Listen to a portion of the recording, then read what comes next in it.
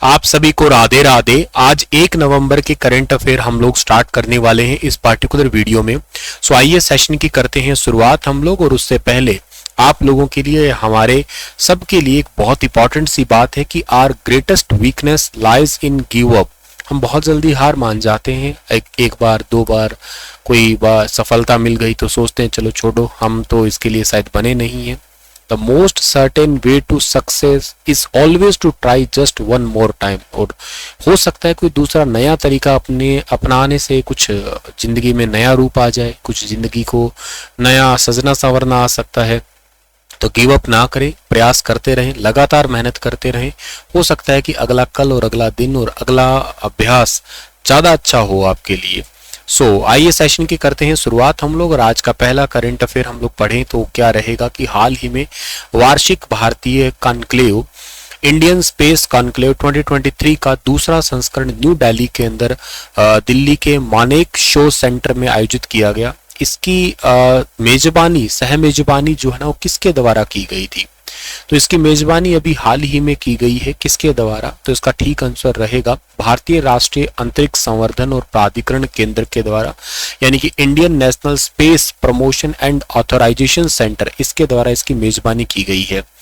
अच्छा, Indian space association जो है ना, और इसके साथ साथ जो है ये आपका Indian national space promotion and authorisation centre है, इनके साथ में इन दोनों ने मिलके एक्चुअली जो है ना इसका साझेदारी की है या इसको पूरा ऑर्गेनाइज किया है ये।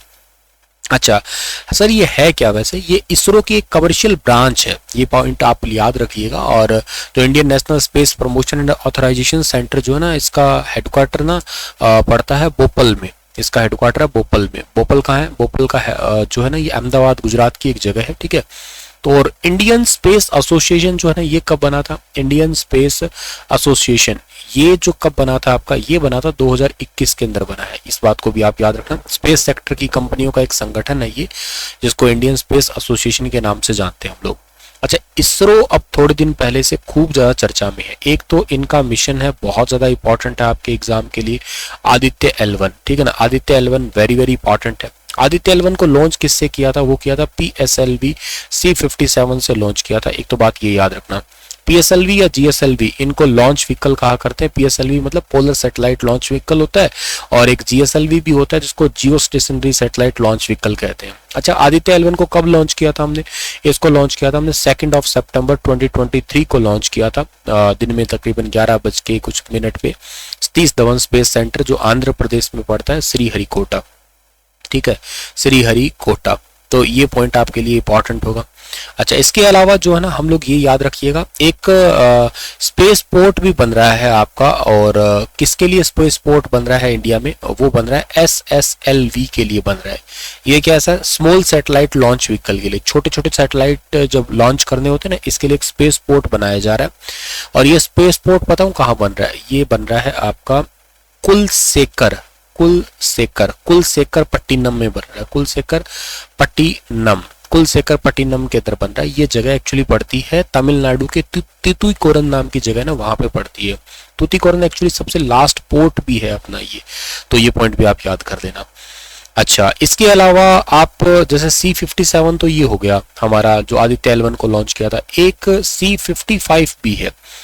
ये क्या है? PSLV C55, ये सिंगापुर की 2 सैटेलाइट्स थी, एक का नाम है टेलॉस और एक का नाम था लुमेलाइट, ठीक है ना। इनको लॉन्च किया गया था, ठीक है।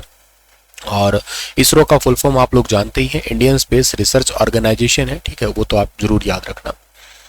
एनीवे, हाल ही में केंद्रीय बिजली और नवीन और नवीकरणीय ऊर्जा मंत्री ने अभी रिसेंटली एक EV ready India dashboard launch किया है, जो एक मुफ्त डिजिटल प्लेटफॉर्म है जो वास्तविक समय में इलेक्ट्रॉनिक वाहन अपनाने और पूर्वानुमानों पर केंद्रित है। यह डैशबोर्ड नीति और उद्योग विशेषज्ञों के द्वारा विकसित किया गया है। तो किसके द्वारा विकसित किया गया है ये, मतलब डैशबोर्ड? तो डैशबोर्ड विकसित किया गया है OMI फाउंडेशन के द्वारा विकसित किया गया आपका। इसको लॉन्च किसने किया है? इसको लॉन्च किया है आपका OMI फाउंडेशन के द्वारा, तो खैर विकसित किया गया। इसको लॉन्च किया था RK सिंह ने। आर के सिंह कौन है? आर के सिंह हमारे भारत में बिजली मंत्री है, ध्यान रखना आप लोग। एक फ्री डिजिटल प्लेटफॉर्म है जो वास्तविक समय में इलेक्ट्रॉनिक वाहनों को अपनाने और उनके पूर्वानुमानों पर केंद्रित है। पहले से पता लग जाएगा कि भाई हाँ इनके साथ में क्या होगा क्या नहीं होगा, उससे रिलेटेड है ये।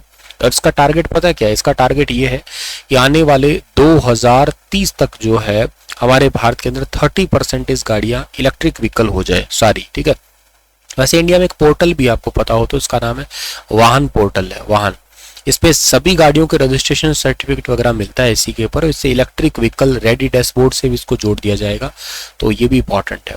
मतलब ये सिंपल सा समझ लो, बिल्कुल फ्री डिजिटल प्लेटफॉर्म है जो पता लग जाएगा कि इलेक्ट्रिक व्हीकल अगर आप यूज करेंगे तो फ्यूचर में आपको कितना का बेनिफिट मिलता है, कितना आपका फ्यूल बच जाएगा, कितना आपको ये एफिशिएंसी देगा, कितने लंबे टाइम तक ये चलने वाला है, ऐसे करके है ये OMI फाउंडेशन के द्वारा लॉन्च किया गया है आपका। निम्नलिखित में से किस देश के साथ भारत के नवीकरणीय ऊर्जा टेक्नोलॉजी एक्शन प्लेटफॉर्म, जिसको renewable energy technology action platform कहते हैं, इन्होंने लॉन्च किया है, जिसका उद्देश्य है तैनाती और स्केलिंग की दृष्टि से नई और उभरती नवीकरणीय टेक्नोलॉजी को आगे बढ़ाना है। तो ये किसके साथ में लॉन्च किया गया एक्चुअली? तो ये लॉन्च किया गया है यूनाइटेड स्टेट ऑफ अमेरिका के साथ में, यानी कि ऑप्शन नंबर डी जो है सवाल का हमारा वो बिल्कुल ठीक रहेगा। यूएसए के साथ में मिलकर भारत ने लॉन्च किया ये, यूएसए प्लस में इंडिया। तो ये स्ट्रेटेजिक क्लीन एनर्जी पार्टनरशिप है, 2030 तक ये चलने वाला है। और इसकी घोषणा हुई थी 2023 के अंदर, इसकी घोषणा हुई थी, ये ध्यान रखना आप लोग। वैसे भारत में पहला गांधी म्यूजियम कहाँ बना है? सॉरी, भारत का क्या, दुनिया में पहला गांधी म्यूजियम कहाँ बना है? ये बना है ह्यूस्टन नाम की जगह है। ये जगह कहाँ पड़ती है? ये पड़ती है टेक्सास के अंदर।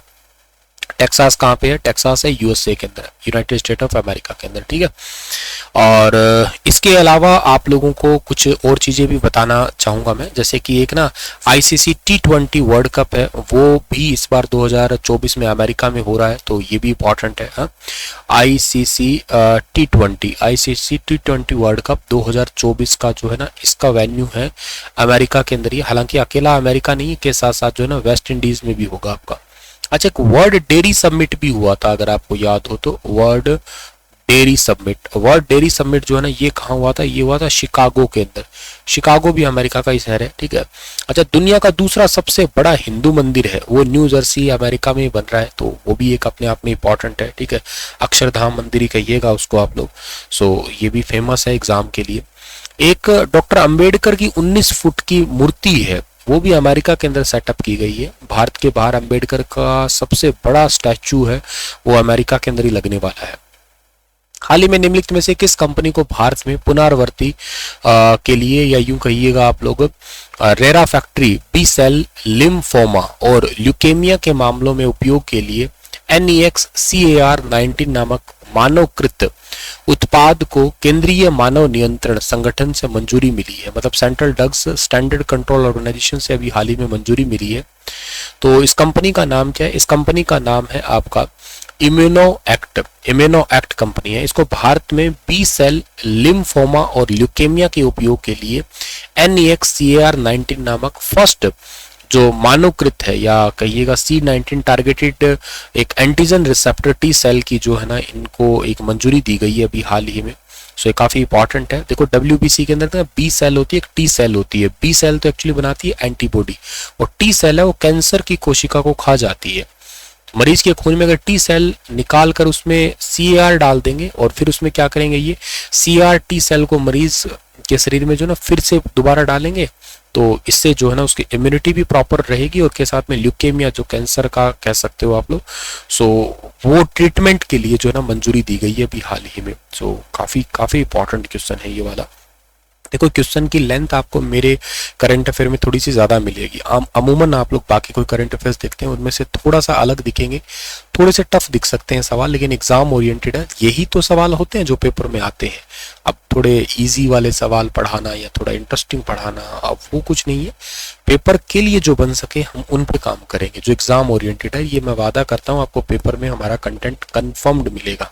देखना, तुम पेपर देके भले इस वीडियो के नीचे कमेंट करके बता देना हमें। हाल ही में रिलायंस इंडस्ट्रीज की पूर्व स्वामित्व वाली सहायक company model economic township limited द्वारा बनाया जा रहा एक विश्व स्तरीय MET सिटी, मेट सिटी खबरों में था। ये मेट शहर बनाया जा रहा है कहाँ पे?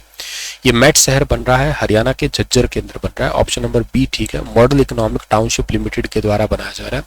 रिलायंस इंडस्ट्री की पूर्व स्वामित्व वाली कंपनी है, ये पूर्ण स्वामित्व वाली 8000 एकड़ में बन रहा है, एनवायरमेंट फ्रेंडली होगा और बहुत सारी कंपनियां यहाँ पे आके इन्वेस्ट करेगी, यही इसकी एक खास बात होगी। हाल ही में NSG ने अपना कौन सा स्थापना दिवस मनाया? इसने अपना 39वां स्थापना दिवस मनाया। NSG का हेडक्वार्टर कहाँ पे? NSG का हेडक्वार्टर जो है ना वो पड़ता है मानेसर के अंदर, ठीक है ना, मानेसर गुरुग्राम में पड़ता है। 39वां स्थापना दिवस कब मनाया इन्होंने? अभी मनाया था इन्होंने 16 अक्टूबर को सेलिब्रेट किया था, क्योंकि इनका सेटअप कब हुआ? इनका सेटअप हुआ है 16 अक्टूबर को ही, 16 अक्टूबर 1984 को इनका सेटअप हुआ है, ठीक है ना। ऑपरेशन ब्लू स्टार के बाद में ये बना था। और इसके अलावा 26/11 मुंबई हमला था, उसमें बहुत इंपॉर्टेंट रोल इन्होंने अदा किया था। एक ऑपरेशन ब्लैक टोर्नाडो करके इन्होंने तैयार किया था और ये गृह मंत्रालय के अधीन आता है NSG आपका। हाल ही में निम्नलिखित में से किस मंत्रालय संगठन ने अभी रिसेंटली APAARID ये अपार आईडी की शुरुआत की है? इसमें one nation one student ID card के रूप में जिसको जाना जाएगा।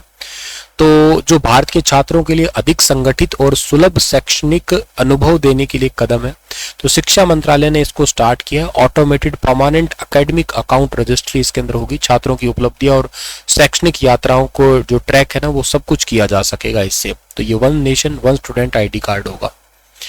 संयुक्त राष्ट्र और अन्य अंतर्राष्ट्रीय वकीलों के भारत के स्थायी प्रतिनिधि के रूप में किसे अपॉइंट किया गया है? तो ये अपॉइंट किया गया है अरिंदम बागची को, यानी कि ऑप्शन नंबर सी इस सवाल का जो है ना वो बिल्कुल ठीक रहेगा। रुचिरा कंबोज वैसे बताया था UN के अंदर भारत की स्थायी प्रतिनिधि है। हाल ही में निम्नलिखित में से किस राज्य मंत्रिमंडल ने समुदाय आधारित वन संरक्षण योजना वन मित्र योजना स्टार्ट की है? ये हिमाचल प्रदेश ने स्टार्ट की है। हिमाचल प्रदेश में 2061 फॉरेस्ट यूनिट में एक वन मित्र दिया जाएगा जो लोकल तरीकों से वन का संरक्षण कर सकेगा। हाल ही में निम्नलिखित में से किस राज्य के मुख्यमंत्री ने मध्यकालीन युग के अहोम सेना कमांडर लचित बोरफुकन की प्रतिमा का अनावरण किया है? असम के अंदर ये अनावरण हुआ है बोरफुकन की प्रतिमा का, ठीक है, तो ये इंपॉर्टेंट है आपका। इसके अलावा हाल ही में भारतीय अंतरिक्ष संघ जिसको आप कहते हैं इंडियन स्पेस एसोसिएशन ने अंतरिक्ष उद्योग क्षमताओं को समझ को बढ़ाने के लिए किसके साथ समझौता किया है? अभी समझौता किया है इन्होंने GIFAS के साथ में, यानी कि ग्रुपमेंट जो इंडस्ट्रीज है इसके साथ में समझौता किया है अभी हाल ही में इन्होंने। ये एक्चुअली पेरिस फ्रांस की एक संघ है आपका, इसके साथ समझौता किया है इन्होंने। हाल ही में PLD स्पेस ने अपना पहला निजी सब ऑर्बिटल यूरोपीय रॉकेट इसको लॉन्च किया है। तो PLD जो है ना कौन से देश की कंपनी है? ये स्पेन की एक कंपनी है। पहला इन्होंने अपना लॉन्च किया। स्पेन 10वां देश बना जिसका रॉकेट अंतरिक्ष के अंदर गया है अभी। INS ब्यास ने मिड लाइफ अपग्रेड और रीपावरिंग के लिए निम्नलिखित में से किस कंपनी के साथ समझौता किया? कोचिन शिपयार्ड लिमिटेड के साथ में समझौता किया अभी हाल ही में इन्होंने। 313 करोड़ रुपए का पूरा खर्चा आएगा रीपावरिंग करने के लिए। कोचिन शिपयार्ड लिमिटेड ने INS विक्रांत भी बनाया था जो भारत का पहला स्वदेशी विमान वाहक पोत था। डैनियल नोबाओ निम्नलिखित में से किस देश के सबसे कम उम्र के राष्ट्रपति बने हैं? ये इक्वाडोर के सबसे कम उम्र के राष्ट्रपति बने हैं ये, ठीक है, इक्वाडोर में सबसे कम उम्र के राष्ट्रपति बने हैं डैनियल नोबाओ। अच्छा याद रखना आप लोग, साउथ अमेरिका का देश है इक्वाडोर ये, ठीक है, और यहाँ पे बहुत बड़े बड़े जो थोड़े समय पहले ना ये कछुए देखे गए थे और शाकाहारी कछुए देखे गए थे, ठीक है ना। चार्ल्स डार्विन यहाँ ही गए थे एक्चुअली। यहाँ पे एक द्वीप है जिसका नाम है गैलोपेगोस, वो बड़ा फेमस है। टर्टल सर्वाहारी होता है वैसे तो, पर ये तकरीबन यहाँ पे जो देखे गए हैं वो शाकाहारी देखे गए हैं। विश्व प्रवासी पक्षी वर्ल्ड माइग्रेटरी बर्ड कब मनाते हैं? डे कब मनाते हैं? ये मनाते हैं वैसे मई और अक्टूबर के सेकंड सैटरडे को मनाते हैं। इस बार ये 14 अक्टूबर को पड़ा था। पद्मश्री पुरस्कार से सम्मानित जो दया भाई करुणा शंकर शास्त्री का निधन हो गया है, तो वो कौन से भाषा के प्रसिद्ध विद्वान थे? ये संस्कृत भाषा के प्रसिद्ध विज्ञान थे। अच्छा, पक्षियों से रिलेटेड आपको एक बात पूछूं मैं, पक्षी विज्ञान के अध्ययन को क्या कहते हैं? ऑर्निथोलॉजी कहते हैं। और भारत में बहुत फेमस एक पक्षी विज्ञानी रहे थे डॉक्टर सलीम अली, अगर आपको याद हो तो।